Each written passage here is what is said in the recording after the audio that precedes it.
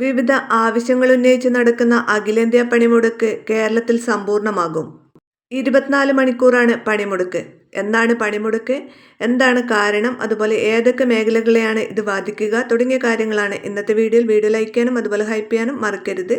തൊഴിലാളി വിരുദ്ധ ലേബർ കോഡുകൾ പിൻവലിക്കുക, മഹാത്മാഗാന്ധി ഗ്രാമീണ തൊഴിലുറപ്പ് പദ്ധതി പുനഃസ്ഥാപിക്കുക, ശ്രംശക്തി നിധി ബിൽ അടക്കമുള്ള ജനവിരുദ്ധ ബില്ലുകൾ പിൻവലിക്കുക, തൊഴിലാളി വിരുദ്ധ ലേബർ കോഡുകൾ പിൻവലിക്കുക, മഹാത്മാഗാന്ധി ഗ്രാമീണ തൊഴിലുറപ്പ് പദ്ധതി പുനഃസ്ഥാപിക്കുക, ശ്രംശക്തി നിധി ബിൽ അടക്കമുള്ള ജനവിരുദ്ധ ബില്ലുകൾ പിൻവലിക്കുക, ഇൻഷുറൻസ് മേഖലയിൽ 100% വിദേശ നിക്ഷേപ തീരുമാനം പിൻവലിക്കുക, നിശ്ചിതകാല തൊഴിൽ മാറ്റി ജോലി സ്ഥിരത ഉറപ്പുവരുത്തുക തുടങ്ങിയ ആവശ്യങ്ങൾ ഉന്നയിച്ചാണ് പണിമുടക്ക്.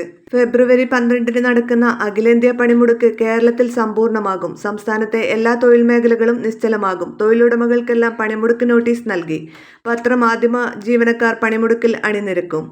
ബാങ്ക്, ഇൻഷുറൻസ്, പ്രതിരോധം, കേന്ദ്ര സംസ്ഥാന സർക്കാർ ജീവനക്കാർ, അധ്യാപകർ, കർഷക, മഹിളാ, യുവജന സംഘടനകൾ എന്നിവർ ഇതിന്റെ ഭാഗമാകും. കേരളത്തിൽ കശുവണ്ടി, കയർ, കൈത്തറി, മത്സ്യബന്ധനം, വാണിജ്യ വ്യാപാര സ്ഥാപനങ്ങൾ, തുറമുഖം, പൊതു സ്വകാര്യ മേഖലകൾ, IT തുടങ്ങിയ മിക്കവാറും എല്ലാ മേഖലകളിലെയും തൊഴിലാളികൾ പണിമുടക്കിൽ പങ്കെടുക്കും. ചാനൽ സബ്സ്ക്രൈബ് ചെയ്യാനും വീഡിയോ ഷെയർ ചെയ്യാനും മറക്കരുത്.